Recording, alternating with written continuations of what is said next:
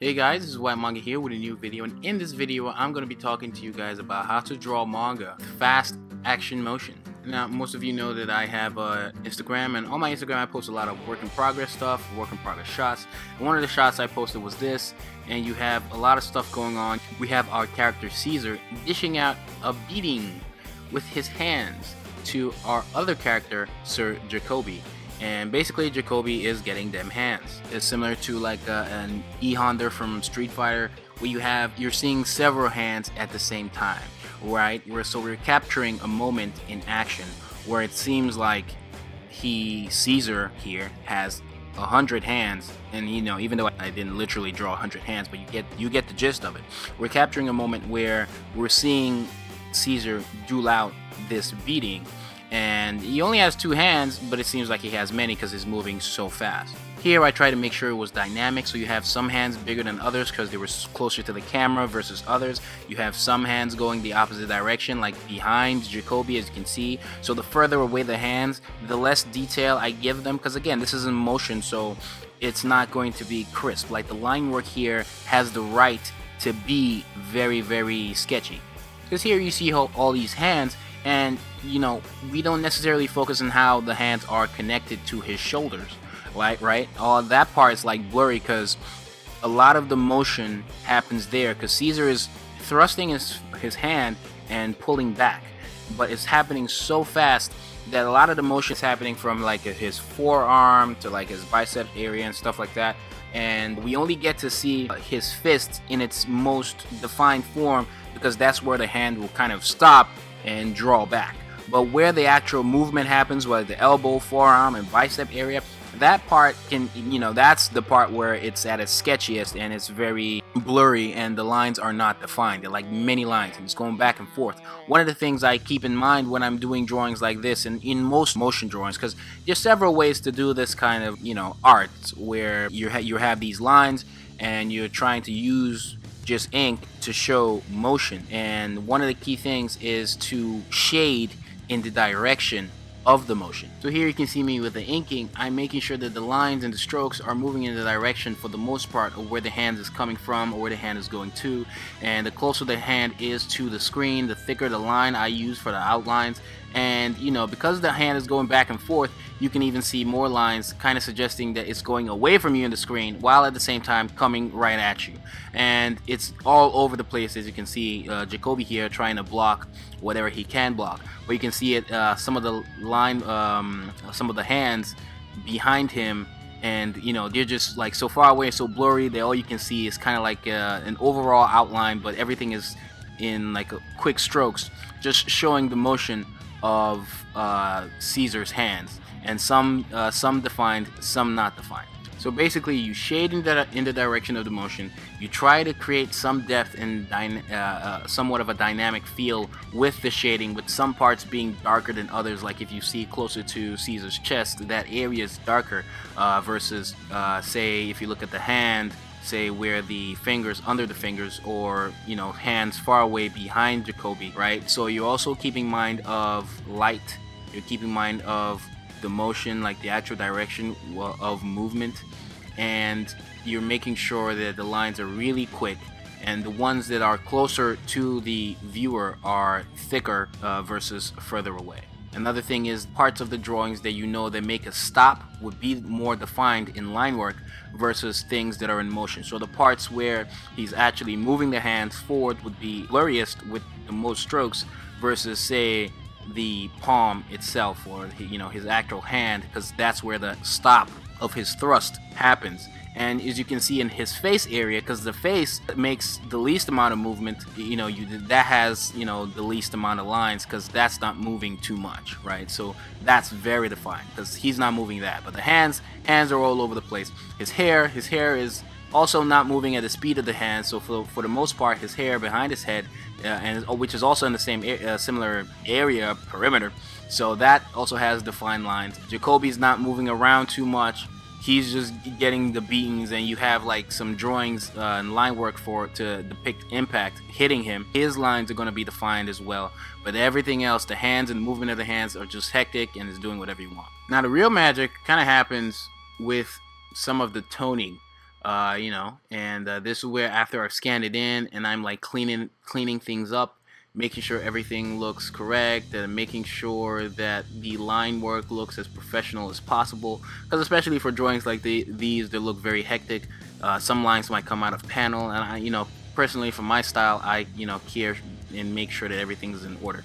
You guys can check out Saturday AM, where Apple Black is published. Issue 69 recently dropped, so you guys can go read that, and you can go check out the free issue that's already on the site.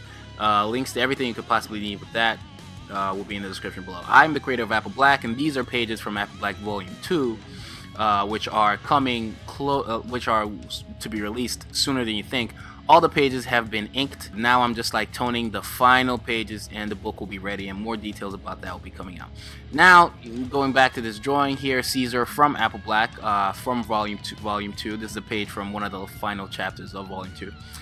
Here, I'm going on one of my tone layers, and I'm creating similar thing to what I was talking about before, right? Where you're drawing these lines and these strokes, but you make sure they're in the direction of motion. Now, Ceazar is a character of color, that's why his skin is toned. Normally, if I was drawing, say, a white character, I wouldn't, you know, I would just skip this step. But, you know, since it's a character of color, I get to do this stuff, which actually makes it a whole lot cooler because you get to see even more motion from the character. So here, I'm on the layer for his skin, which is a tone. As you can see in the layers on the right, you can see what layer I'm on. And now I'm just going more detailed. Some parts of the strokes would actually come out of line. Some parts will be still within line. I'm not trying to be too clean here. This shot is going to be very hectic, and as you can see, it's already hectic as is, but it'll look even cooler at the end. And I'm stroking in a way that you still get to see some white lines on his skin, which also depicts and helps show more motion. Now, when I'm putting in his tone for his face, again, since that part doesn't have that much motion, I'm just going to tone that part relatively normally, right? Just putting that in because his head, while it's going to be moving, it's not going to be moving as fast as his hands, so those can be toned in properly without messing with it at all too much, right?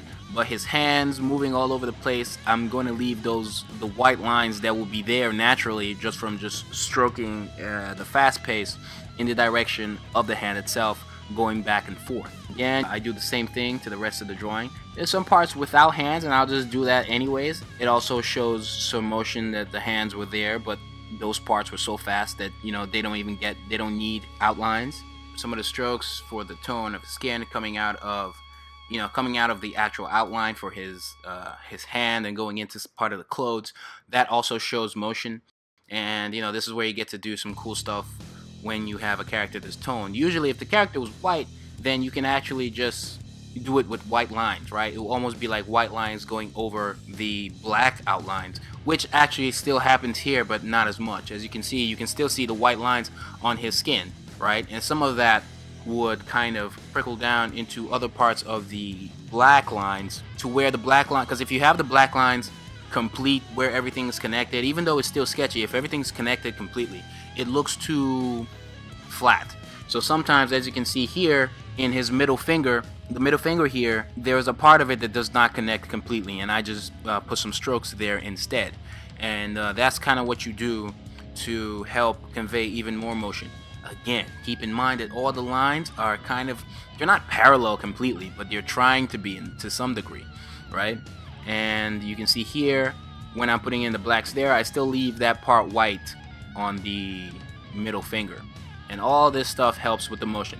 The veins in his hands, I put some white on there just to make sure like the vein pops out in the drawing so people see it better. Sometimes some of the strokes, I feel like maybe more white lines are necessary. So while I'm on that skin layer, I go to like an erase, or I stay on the pen layer and hit C, because the software I'm using right now is Clip Studio Paint, and if you click C, it just makes everything transparent, like 100% transparent, and you can like go in that with that stroke, create more white lines within it, or you can just use an eraser and just create more white lines if you feel that there aren't enough. And here with the other hands behind, Jacoby, again, just drawing more motions. Again, I'm using that same method where I've hit C on that black layer, and you can do this or you can just erase, but I do this sometimes just to save time. And I'm putting in some lines just to show that, like, Caesar's right hand is going across his face, so some of those lines that stroke from the shirt showing motion will go across his face, and that's what's happening right now. Sometimes you might actually do it to where it's going over his black outline in the face, but that's not necessary. There's no need for that. That's pretty much it for like his Caesar's hands. Now I'm just doing a little cleanup on Jacoby's shades, and I'm gonna put in some gradient, and this is like doing some tone work that doesn't really have to do too much with the motion, but this is all one big piece, right? So it's part of the illustration. As you can see, we have a little bit of motion with Jacoby, but not enough to where I care about having so many white lines in his jacket, because his jacket is going to be toned, but he's not moving to so much to the point where you have a lot of white strokes in between, kind of like Jacoby's hands. He's kind of in one place, so I can tone most of him in properly. And as you can see here, we're toning him in. There will be some parts where I have some white, like where the jacket can be like flowing up and down, because he's gonna get hit a lot, so he's gonna be moving fast too, but not so significant where you kind of want to show difference in speed between Jacoby's jacket and Caesar's hands. And so here I'm going in, adding using the selection pen and selecting shades, going on a different layer, and maybe putting a gradient there to just gradient there for his glasses, and then erasing parts of it, erasing just little parts of it to show like a highlight on the shades. Now I've selected the outline, not the outline, but like the white areas, the white space of this panel. And sometimes you can take some presets that Manga Studio, Clip Studio offer and just kind of like click and drag, or you can create your own. And here, because the lines are not so finite, when you select, you might select areas of the drawing that you don't want to select, but all that can be fixed if you change the layer type later. But here I'm going to do a little trick. I'm going to go to ruler frame and then create perspective ruler, and I'm going to go 1 point perspective, and this will create a ruler where you can now drag a vanishing point to a part you want. Now if you're kind of getting lost in what I'm doing with this software, I have videos on Clip Studio that will be very helpful, that are like foundation videos that you can watch before you watch this, and probably help you understand what's going on right now a whole lot better. But some of it, I haven't really covered a lot of perspective stuff with Clip Studio, so this is relatively new. So you can watch those and then come back. Here, once you figure out where you want the vanishing point to be, if you have some experience with what perspective is and you know what vanishing points are, when you figure out where you want that to be, any line you draw now, and it's actually best to use a new layer to do these lines, but I did them on the perspective ruler layer anyways.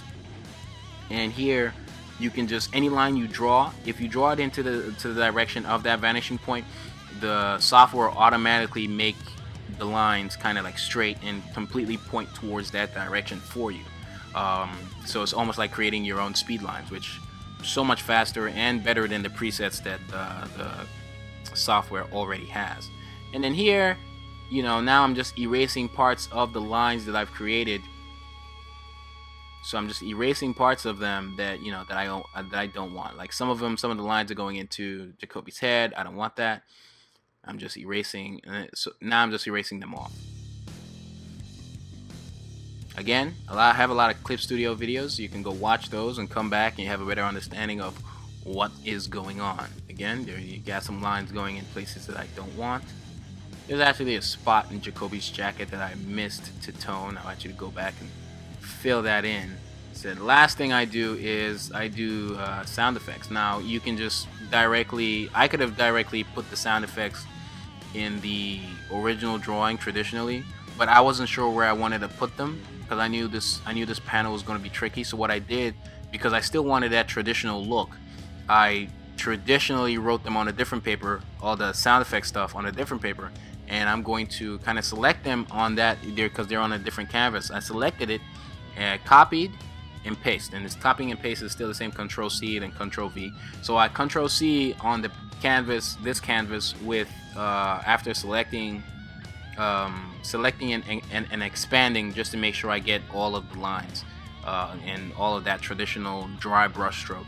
I Control C after I select and expand, and then I go to the canvas with the panel with the page, and then I Control V, which will paste. And when it pastes, it will automatically create a new layer for it.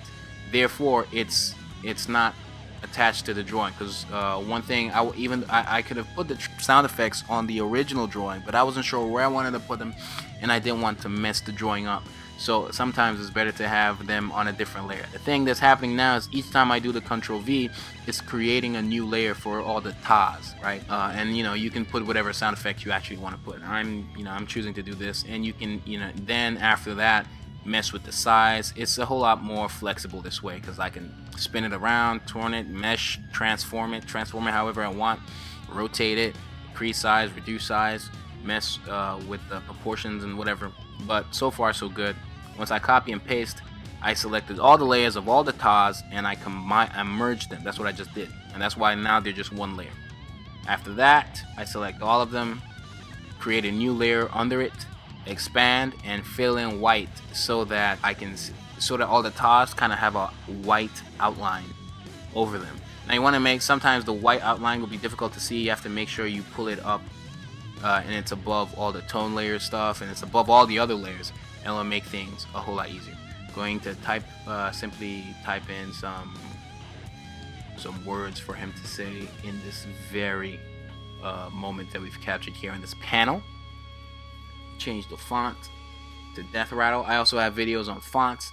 If you're new to this channel, I have videos on a lot of stuff. So if you're like out there about to comment and ask this question or that question, usually the video is already on the channel, and if it's not, it's something that I'm planning towards. A lot of people requested that I make a video on movement and motion, and that's what I'm doing right now with this video. I'll have another video on fast action and movement that will focus a whole lot more on the inking, because I feel like I might have skipped through that a whole lot more, maybe a little too quickly. It was also a good opportunity to show you stuff I've been working on with Apple Black Volume 2, which is it's closest it's ever been to being done. I still have like 20 something pages to tone, but once those pages are toned, the book will be done. And then then more details about the book and release and all that good stuff would be available to you guys. Here I'm selecting all the black skin stuff, and go to that layer for black skin, and I selected it just so, because sometimes when you tone digitally it can look really flat. So I selected it, expanded by 4 and reduced by 2, then went to this layer which is on multiply, and I'm with an airbrush just almost giving it a gradient feel while not being a gradient at all. And I'm doing the same thing to my man's jacket, Jacoby, putting some effects that would just make the drawing pop a little more and make it seem less flat. The last thing you can try to do is the motion blur. See, I've selected parts of the drawing with the selection pen in Clip Studio, and what you can then do is, you want to select the parts that have the most motion, the ones with the most line, the one, like I said, in Ceazar's case, with the hands, obviously, and more specifically the elbow area, under the parts with the most strokes. You want to select those parts, and then you go to filter at the top of your screen, and then select blur, right? And then you find the blur you want. Now in this case, because I don't want to lose the original traditional look, I'm going to duplicate the layer.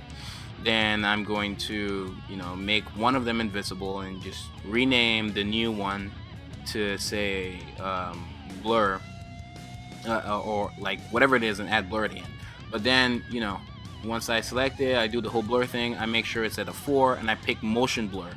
Once I do that, it will give an effect to the lines, because right now I'm just on the layer with the lines.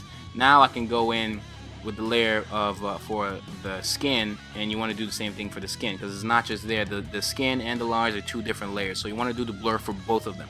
So you've already selected the areas, you don't have to reselect it, and you just want to make sure I duplicate that layer with this for his Ceazar's skin. Then I make one of them invisible, then I go to the blur.